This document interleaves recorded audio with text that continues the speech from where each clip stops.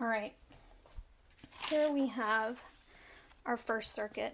We're going to go from a 9-volt battery through a normally open push button 1, then through a normally closed push button 2, our 100 ohm resistor, the LED.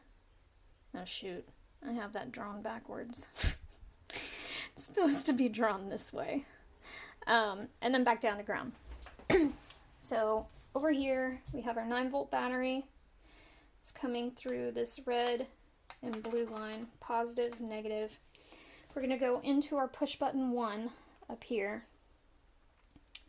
This push button should, by depressing it, close the circuit and allow that LED to turn on. Then we're going to come through push button 2. This is normally closed, so whenever you push it, it's going to open the circuit and turn off the LED. So let's go ahead and do this. Again, push button 1, when you push it, these are all momentary push buttons, by the way, so you have to keep them depressed for the action to occur. So when you push button 1 and keep it depressed, the light should turn on, which it does. Then we take push button 2, this should break the circuit, and it goes off. On, off. That's how our first circuit works. Over here, we have 12 volts. I believe it's AC. The red is positive, blue is ground on either side. So here, let's go over to circuit 2. We have our source, positive, negative, ground through here. So we have pins 1, 2, 3, 4, 5, 6, 7, 8. Across 7 and 8 will be a coil.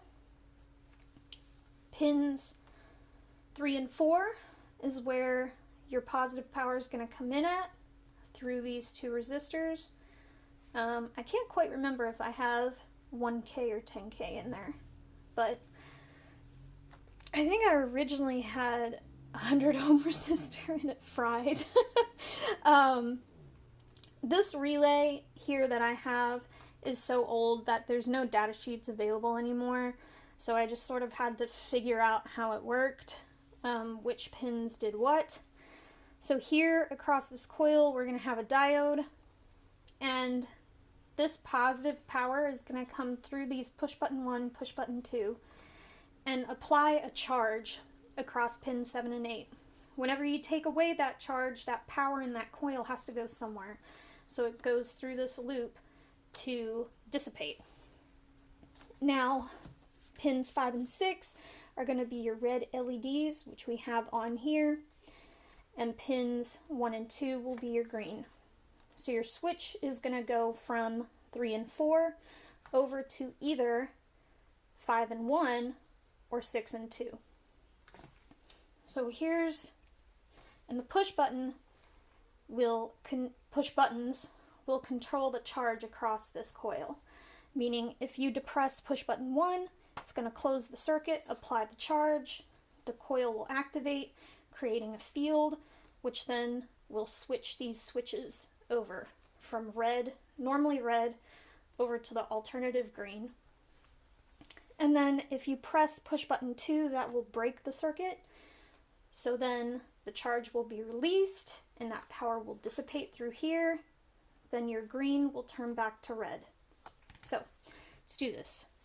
We have, I don't know if you can see it, push button 1 right here, push button 2 right here. We have our green LEDs coming from pins 1 and 2, red LEDs coming from pins 5 and 6, and the LEDs go from 5 and 6 over to ground. All of them do. And pins 7 and 8, pin 8 goes down to ground. So here we go.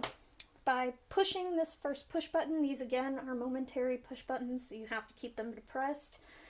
If you push button 1, that will close the circuit, apply the charge to pins 7 and 8, and flip the switches, allowing your green LEDs to light up.